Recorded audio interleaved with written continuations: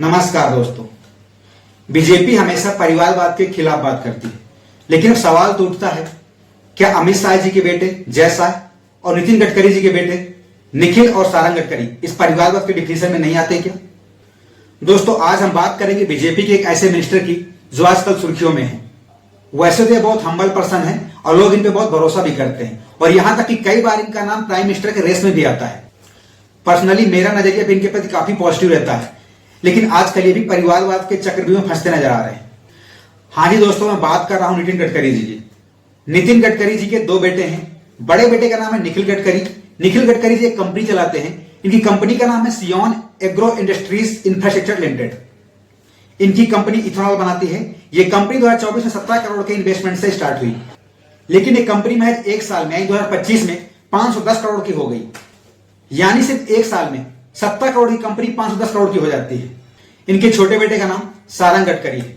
इनकी कंपनी का नाम है मानस एग्रो इंडस्ट्रीज इंफ्रास्ट्रक्चर लिमिटेड। यह कंपनी भी इथेनॉल प्रोडक्शन का काम करती है। इनकी कंपनी का रेवेन्यू साल 2021 में 5,990 करोड़ रुपए था, जो बढ़ करके 9,591 करोड़ रुपए हो गया है।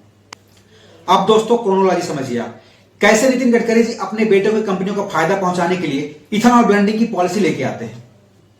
पहले हमारे देश में ईटेन फ्यूल होता था, यानी 1 लीटर पेट्रोल में 10% इथेनॉल को मिक्स किया जाता था, और जब हम 10% इथेनॉल मिक्स करते थे पेट्रोल में तो गाड़ियों में कोई प्रॉब्लम नहीं आ रही थी।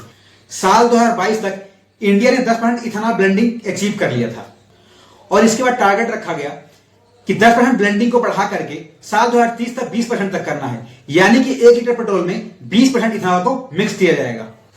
अब दोस्तों, यहीं से कहानी में ट्विस्ट आता है। जो E20 फ्यूल यानी 20% इथेनॉल ब्लेंडिंग पेट्रोल जो हम 2030 में इंप्लीमेंट करने लागू करने जा रहे थे, उसको 2025 से क्यों लागू करना, यानी टारगेट ईयर से 5 साल पहले क्यों? यह सारा खेल इसीलिए किया गया ताकि इथेनॉल की डिमांड बढ़े। और इस इथेनॉल डिमांड की सप्लाई कहां से होगी, यानी इसकी पूर्ति कहां से होगी? नितिन गडकरी जी के बेटों की कंपनियों से। और नितिन गडकरी जी के बेटे की कंपनियां जो इथेनॉल बनाएंगी वो कहां से बनाएंगी? वो शुगर इंडस्ट्रीज से बनाएंगी। शुगर इंडस्ट्रीज किसकी है? नितिन गडकरी जी की। मतलब गडकरी जी ने प्लानिंग बड़े तगड़े तरीके से किया था। वाह नेताजी वाह, क्या तगड़ी प्लानिंग की है आपने। याद करिए दोस्तों, गडकरी जी ने खुद बोला था कि इथेनॉल ब्लेंडिंग के बाद डीजल 50 रुपए और पेट्रोल 55 रुपए लीटर मिलेगा। अब तो इथेनॉल ब्लेंडिंग को 10% बढ़ाकर 20% कर दिया गया, लेकिन पेट्रोल का दाम अभी भी कम नहीं हुआ। वो अभी भी वही रेट मिल रहा है। अरे महोदय, अब तो कम करिए। दोस्तों, अब हम समझते हैं कि पेट्रोल में 20% इथेनॉल ब्लेंड करने के बाद, यानी पेट्रोल में 20% इथेनॉल मिलाने के बाद उसका रिजल्ट क्या आएगा, यानी आउटकम्स क्या आएंगे। क्या फायदा होगा या नुकसान होगा? क्या ये करना सही रहेगा? तो दोस्तों, पहले हम पॉजिटिव आउटकम्स की बात करते हैं, किसी फायदे की बात करते हैं। सरकार का कहना है कि इसके 3 फायदे होंगे। पहला फायदा, सरकार का कहना है कि अभी हम पेट्रोल के लिए 100% इंपोर्ट पे डिपेंड है, यानी हमें पूरा का पूरा पेट्रोल बाहर से खरीदना पड़ता है। तो अगर हम 20% इथेनॉल मिक्स कर देंगे पेट्रोल में, तो हम 20% सेल्फ रिलायंस हो जाएंगे। इसका मतलब कि 20% हमारा इंपोर्ट कम हो जाएगा, 20% हम आत्मनिर्भर हो जाएंगे।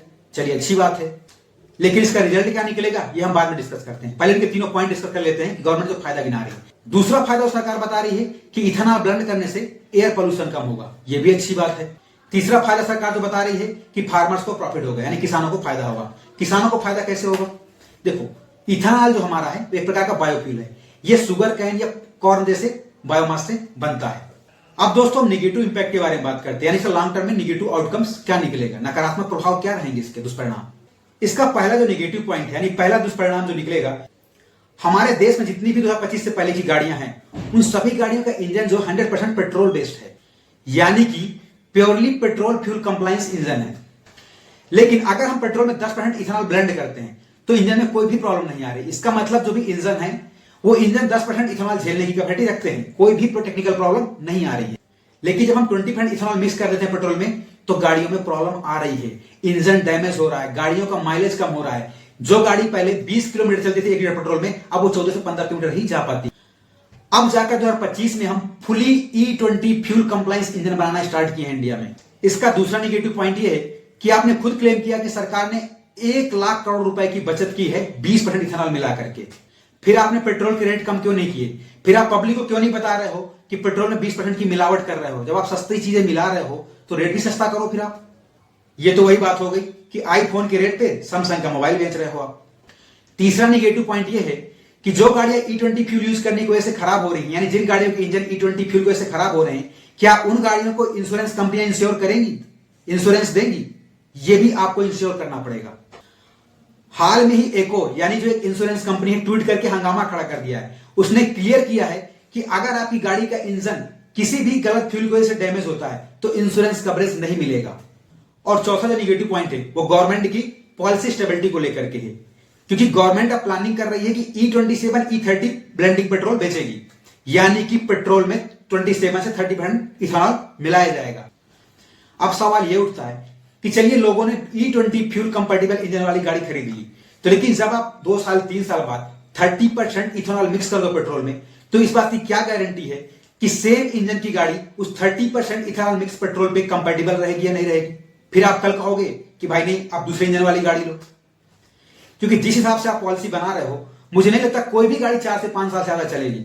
साहब, इस देश का मिडिल क्लास आदमी पूरे जीवन में सिर्फ एक गाड़ी खरीद पाता है, और जिस तरीके से आप पॉलिसी ला रहे हो या मिसलीड कर रहे हो, मुझे नहीं लगता 4-5 साल तक उनकी गाड़ी चलने वाली है। यानी पूरे जीवन में सिर्फ 4-5 साल तक ही गाड़ी का मजा ले पाएंगे बस।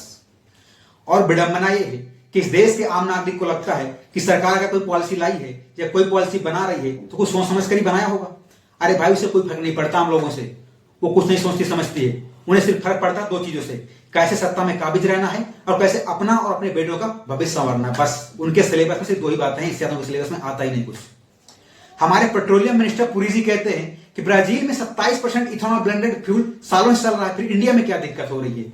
और यही सेम कार मैन्युफैक्चरर ब्राजील में भी काम करते हैं, फिर इंडिया में कितना हाथ होगा क्यों मचा रखा है? पुरी जी ने जो ब्राजील का एग्जांपल दिया वो एकदम सही बात है। ब्राजील में ethanol blended fuel successfully run कर रहा है, लेकिन पुरी जी ने पूरी बात नहीं बताई।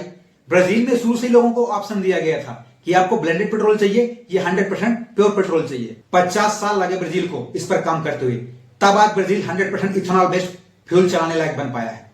और ब्राजील जो 50 सालों में किया है वो हम 5 साल में करना चाह रहे हैं, ये कैसे पॉसिबल है? जिस तरीके से आपने नोटबंदी की, जिस तरीके से आपने जीएसटी लागू किया, जिस तरीके से आपने लॉकडाउन लगाया, उसी तरह फ्यूल पॉलिसी भी लेके आ रहे हो। मतलब ये तो वही बात हो गई कि बारात चली गई, दूल्हे का पता नहीं। मतलब अपने फायदे के लिए पूरे देश को सौंप दोगे आप। ब्राजील में फ्लेक्सिबल फ्यूल पॉलिसी है, वहां अपने गाड़ी के इंजन के अकॉर्डिंग ही फ्यूल परचेज करते हैं, यानी कि जिनकी गाड़ी जिस फ्यूल के लिए कंपैटिबल है वही फ्यूल ही परचेज करते हैं वो। हमारे यहां पूरे देश में एक ही टाइप का पेट्रोल मिलेगा, वो भी 20% इथेनॉल ब्लेंडेड वाला। अब चाहे आपकी गाड़ी का इंजन डैमेज हो, चाहे आपकी गाड़ी फटे, इससे कोई लेना देना नहीं सरकार का। अब आप कहोगे कि मैं XP95 प्रीमियम फ्यूल खरीदना चाहता हूं, कम से कम वो प्योर तो रहेगा, किसी तरह की ब्लेंडिंग या मिलावट तो नहीं रहेगी।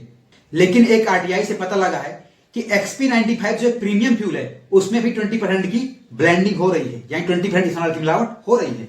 अगर आप एक जागरूक नागरिक है तो आप 2023 की पहले की गाड़ियों में जाओ और उसका मैनुअल पढ़ो। उसमें क्लियरली लिखा है do not use gasoline containing more than 10% ethanol. गाड़ियों के वारंटी में क्लियर कट लिखा है कि अगर आपने 10% से ज्यादा इथेनॉल मिक्स वाला फ्यूल यूज किया तो आपके इंजन को वारंटी में नहीं लिया जाएगा। इंडिया के 2 बड़े मोटर बाइक मैन्युफैक्चरर हीरो और टीवीएस ने ऑलरेडी एडवाइजरी इशू कर दिया है कि जो भी बाइक 2023 से पहले की मैन्युफैक्चर या बनी हुई हैं, उनमें अगर E20 फ्यूल यूज करना है तो उनका फ्यूल सिस्टम मॉडिफाई करना पड़ेगा। अगर दोस्तों आपको वीडियो अच्छी लगी हो तो प्लीज ज्यादा से ज्यादा लोगों तक शेयर करें ताकि गवर्नमेंट की ये फ्यूल पॉलिसी खेल को लोग समझ सकें। जय हिंद दोस्तों।